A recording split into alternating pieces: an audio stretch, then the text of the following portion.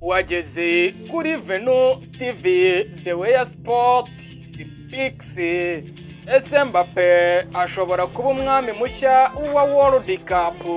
Hari abakinnyi batsinda ibitego, hari n'abakinnyi batwara ibikombe, ariko hari bake cyane bahindura amateka yabo ya football burundu.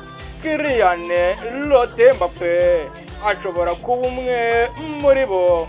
Tekereza ibi: mbere y'imyaka 20 gusa Mbappé yaramaze gutwara World Cup, yaramaze gukina finali zirenze imwe, yamaze gutsinda ibitego byinshi muri World Cup kurusha uko benshi babikora mu buzima bwabo bwose. Ni ibintu bitangaje.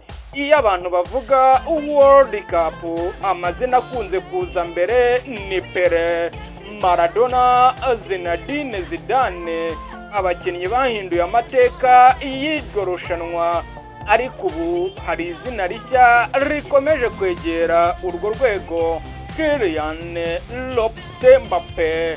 Kandi ikibazo gikomeye ni iki: ese World Cup ya 2026 ishobora kuba tournament izamugira legend? Naramuka yitwayemo neza azaba yanditse amateka mashya. Niba ayitwayemo neza cyane, abantu bazatangira kumushyira mu biganiro by'abakinnyi bakomeye kurusha abandi mu mateka. Ariko ntabwo bizaba byoroshye.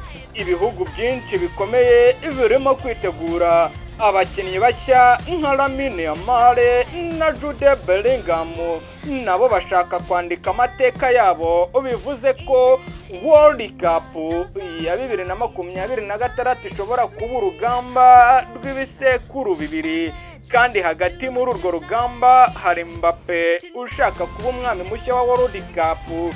Ese azabigeraho cyangwa amateka azamwangira?